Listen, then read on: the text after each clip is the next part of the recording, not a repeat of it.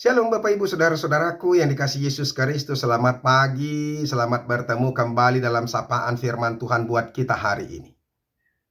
Saya masih menyapa Bapak Ibu Saudara-saudara, terlebih melalui firman Tuhan ini untuk memberikan penghiburan kepada kita, memberikan kekuatan kepada kita, sehingga kita semakin hari hidup dengan spirit Tuhan, roh Allah. Sehingga segala sesuatu boleh terjadi dalam kehidupan kita, boleh datang masalah, boleh datang begitu banyak. Tapi ketika kita hidup bersama dengan Tuhan, maka Tuhan akan memberikan kelimpahan kepada kita. Yaitu kasih, sukacita, damai sejahtera, kesabaran, dan banyak hal. Sama seperti yang diungkapkan oleh buah-buah roh Tuhan itu. Roh Kudus itu. Oleh karena itu, saudara-saudara, mari dekatkan, bukakan hatimu.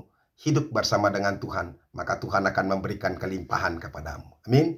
Bapak Ibu Saudara-saudara, firman Tuhan yang menjadi renungan buat kita hari ini, yaitu yang diambil dari Yohanes pasal yang ke-10 ayat yang ke-10. Tetapi sebelumnya marilah terlebih dulu kita menyerahkan hati dan pikiran kita untuk diterangi oleh roh Allah. Mari kita berdoa.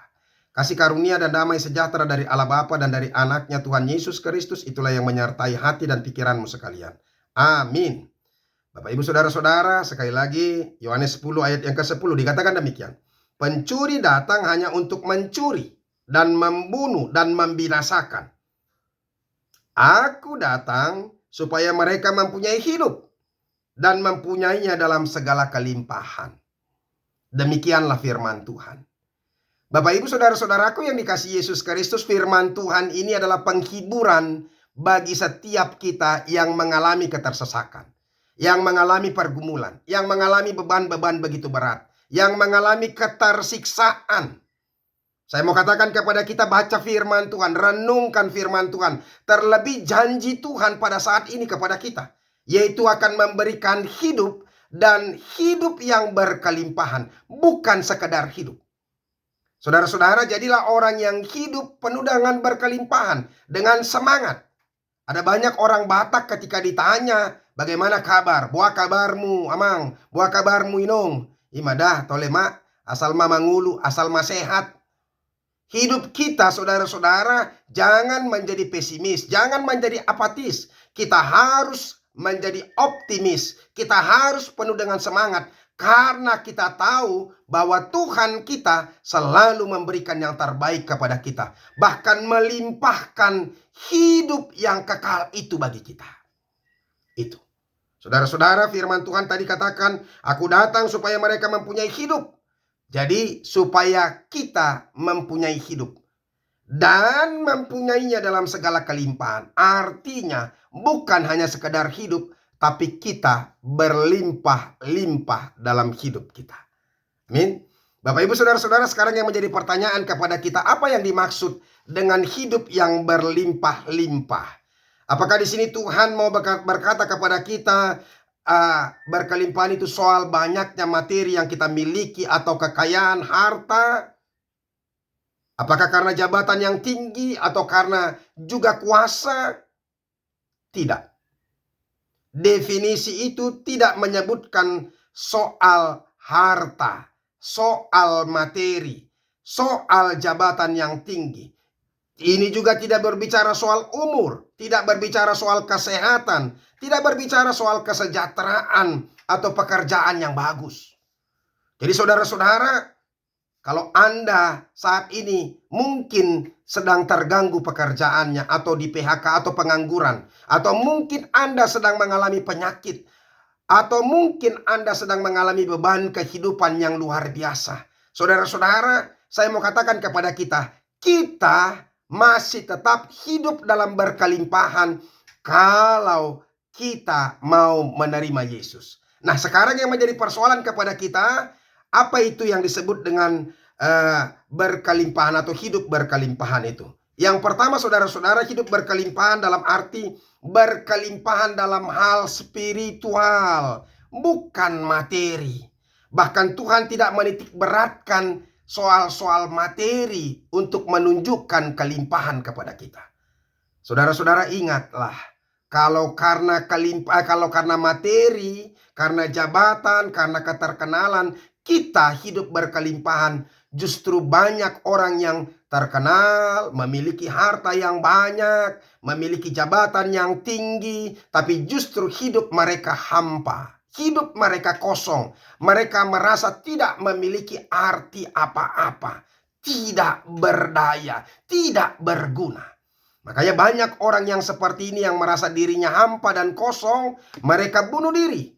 Lihat, ada orang-orang yang kaya, ada orang yang terkenal, ada artis, bahkan presiden sekalipun memiliki jabatan yang tinggi, tapi karena dia merasa hidupnya hampa, hidupnya kosong, karena hanya menyandarkan dalam apa? Kehidupan duniawinya, maka dia bunuh diri. Apakah itu yang mau dimaksudkan Tuhan? Tidak. Hidup berkelimpahan yaitu hidup yang apa? Hidup dalam hal spiritual. Artinya kita semakin berhikmat dari Tuhan. Tuhan memberikan hikmat tentang apa? Tentang kehendak Tuhan. Sehingga kita mengerti apa yang mau Tuhan maksudkan dalam kehidupan kita. Itulah salah satu hidup yang berkelimpahan. Sehingga kita tetap akan bersyukur. Kalau kita tahu bahwa maksud Tuhan adalah maksud yang baik, rancangan Tuhan adalah rancangan yang baik, dan Tuhan sedang turut bekerja dalam setiap kehidupan kita, itu adalah hikmat daripada Tuhan.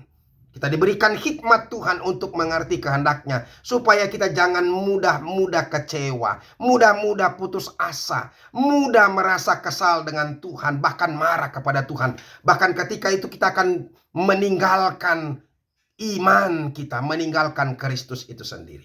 Bukan itu yang Tuhan maksudkan.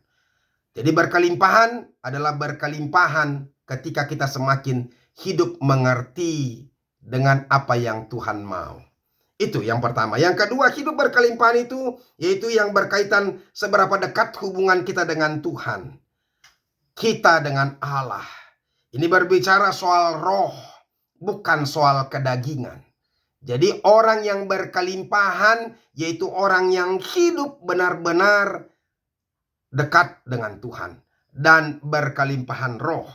Hidup yang kekal, yang benar, dan ini yang mau dimaksudkan Tuhan, ya. Ketika orang mengerti bahwa hidup berkelimpahan, ketika dia tahu bahwa hidupnya sudah dijamin oleh Tuhan, hidup kekal. Jadi dia tidak lagi berpikir soal apa? Soal keduniawian mereka. Sama seperti apa? Salomo. Salomo itu adalah orang yang paling kaya. Dia adalah raja yang sangat terkenal. Dia juga memiliki kenikmatan duniawi, wanita, ya kan? Itu harta, tahta, dan wanita dia miliki. Tidak ada lagi yang lebih hebat dari dia. Dia memiliki harta yang paling banyak. Dia adalah orang yang paling terkenal. Dia juga memiliki wanita yang begitu banyak. Istrinya 300 orang, gundiknya 700 orang. Saudara-saudara, kalau kenikmatan duniawi tidak ada lagi yang mengimbangi Salomo. Tetapi justru ketika dia mendapatkan semuanya itu, apalagi ketika dia sudah ujur, dia berkata, kenikmatan duniawi ini sama seperti apa? Upaya menjaring angin. Ketika kita mencari kenikmatan, mencari kebahagiaan duniawi ini, maka upaya itu adalah upaya untuk menjaring angin. Adalah hal yang tidak mungkin. Itu. Sama seperti Rasul Paulus, saudara-saudara, dia boleh bersyukur kepada Tuhan sekalipun dia mengalami banyak pergumulan. Itulah hidup orang yang berkelimpahan. Kukatakan ini bukanlah karena kekurangan, sebab aku telah belajar mencukupkan diri dalam segala keadaan. Aku tahu apa itu kekurangan dan aku tahu apa itu kelimpahan. Dalam segala hal dan dalam segala perkara tidak ada sesuatu yang merupakan rahasia bagiku. Baik dalam hal kenyang maupun dalam hal kelaparan. Baik dalam hal kelimpahan maupun dalam hal kekurangan. Saudara-saudara, Paulus benar-benar mengerti bahwa sekalipun dia mengalami kekurangan, masalah, kelaparan, dianiaya, tapi dia bersyukur kepada Tuhan karena dia berkelimpahan di dalam roh. Dia penuh keintiman bersama dengan Tuhan. Itu. Jadi makanya kelimpahan itu adalah hidup yang dekat dengan Tuhan. Nah, yang terakhir hidup yang berkelimpahan adalah orang yang memiliki hidup yang kekal. Sama seperti Paulus tadi.